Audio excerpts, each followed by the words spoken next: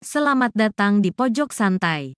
Sebelum Anda mendengarkan audiobook ini, kami menginformasikan bahwa channel ini adalah review audio dari buku yang ada di Indonesia. Untuk membaca keseluruhan buku ini, kami menyarankan membeli buku aslinya di toko buku kesayangan Anda, baik offline maupun online. Keberadaan channel ini dimaksudkan untuk membantu Anda mendapatkan pengetahuan dari buku-buku kesayangan Anda. Jangan lupa untuk subscribe, like, dan komen.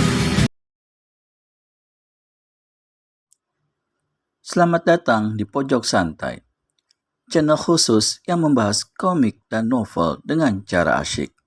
Wiro Sableng alias pendekar kapak maut naga geni 212 tengah memulihkan tangannya yang patah.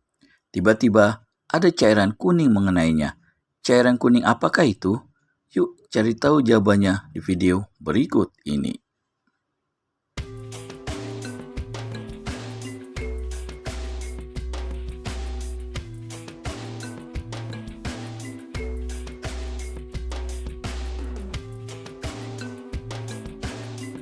Begitu cepat, hingga Wiro tak dapat meneliti siapa adanya bayangan putih itu. Dan cekikikannya yang seperti kuda meringkik itu, kucuran air yang tadi jatuh di atas kepalanya kini turun ke kening. Wiro menyeka kening yang basah itu dengan belakang telapak tangan. Dia memaki tiada henti. Apa sih ini? Buset, bau banget ya. Diperhatikannya telapak tangannya ditempeli air itu. Hidungnya menghirup bau yang tidak enak. Penasaran sekali Wiro dekatkan belakang telapak tangannya ke lubang hidung. Pendekar ini kenyitkan kening. Kemudian terdengarlah makiannya. Sialan, aku dikencingin. Wiro meludah ke tanah. Caki maki keluar menyerapah dari mulutnya. Dengan beberapa helai daun disekanya kening dan telapak tandanya.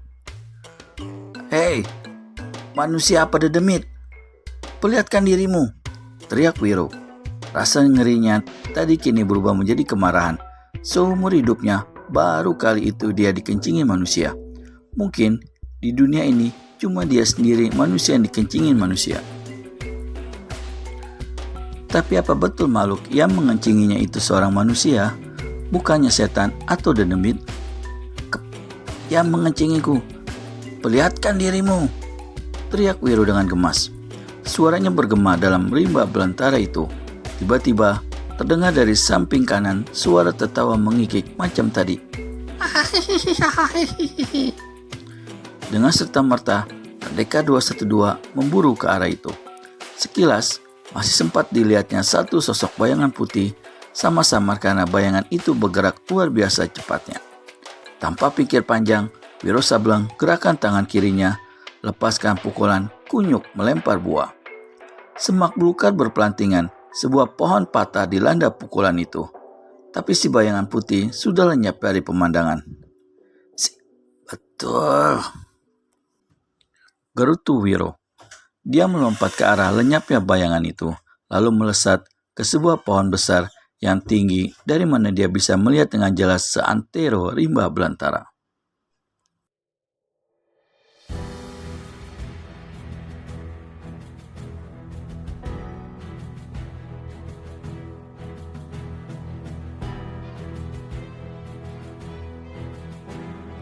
Namun si bayangan putih tetap tiada kelihatan, seakan-akan sirna ditelan bumi. Dengan kertakan geraham, Wiro Sableng turun dari pohon itu. Mungkin sekali si bayangan putih tadi adalah Dewi Siluman. Tapi mengapa sang Dewi sengaja mempermainkan, sedang dia telah mengutus 4 orang anak buahnya untuk menangkapnya?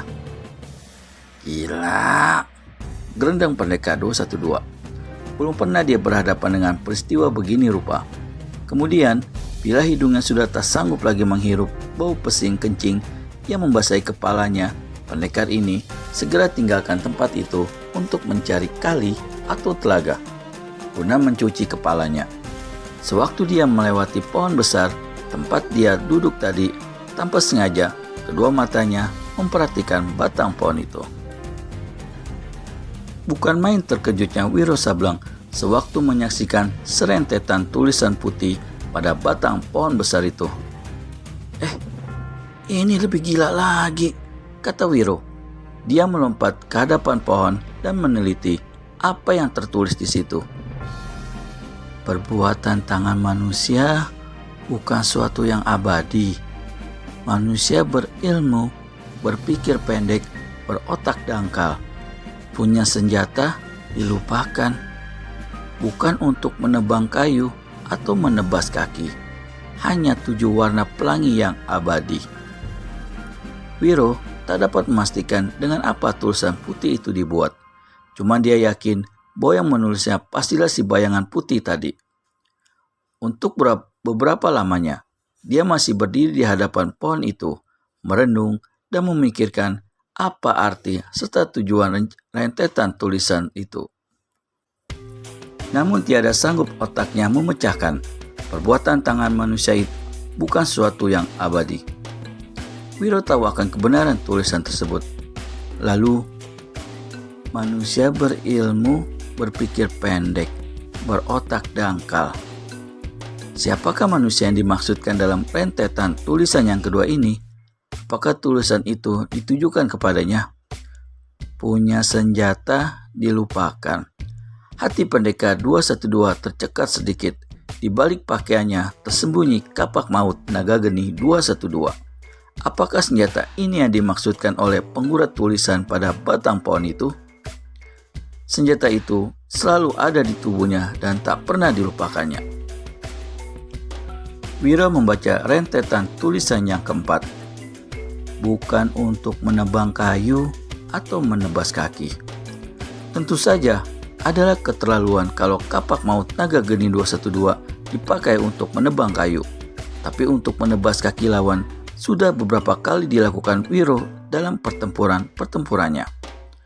Kaki siapakah yang dimaksudkan oleh tulisan itu? Wiro menepekur dan putar otak. Pandangannya membentur kaki kirinya. Tersentaklah pendekar ini.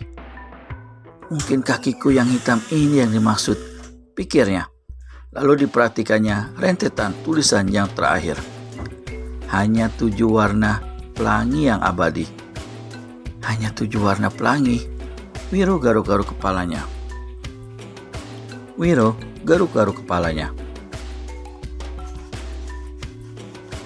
Karena kepalanya yang basah oleh air kencing itu belum dibersihkan, maka dengan sendirinya kembali tangannya menjadi basah dan bau karena menggaruk itu.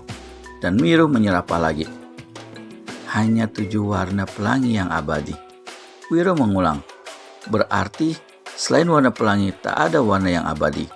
Sekali lagi, Wiro memandang ke kaki kirinya berwarna hitam dan warna hitam itu bukan warna pelangi, jadi tidak abadi. Berarti bisa sirna dan bisa dilenyapkan. Tapi bagaimana caranya? Untuk kesekian kalinya, Wiro membaca lagi rentetan demi rentetan tulisan di kulit pohon. Tiba-tiba dipukul keningnya sendiri. Aduh, memang aku yang geblek, katanya. Lalu cepat-cepat dikeluarkannya kapak naga geni 212. Ditimang-timangnya senjata itu beberapa lama, dan Wiro menggerutu pula. Apa yang akan dilakukannya dengan senjata itu? Bukan untuk menebang kayu atau menebas kaki. Hanya 7 warna pelangi yang abadi. Kini Wiro jadi bingung balik. Membuncah otaknya. Hampir sepeminum teh lamanya dia memutar otak, memecahkan kalimat demi kalimat di batang pohon itu. Apa yang kini harus dilakukannya? Perlahan-lahan Wiro duduk kembali di bawah pohon itu. Bisakah Wiro Sableng alias pendekar kapak maut naga geni 212 memecahkan teka-teki tulisan itu? Daripada penasaran gak karuan, mending segera subscribe dan tekan tombol lonceng untuk mendapat notifikasi video terbaru dari kami. Terima kasih dan sampai bertemu kembali.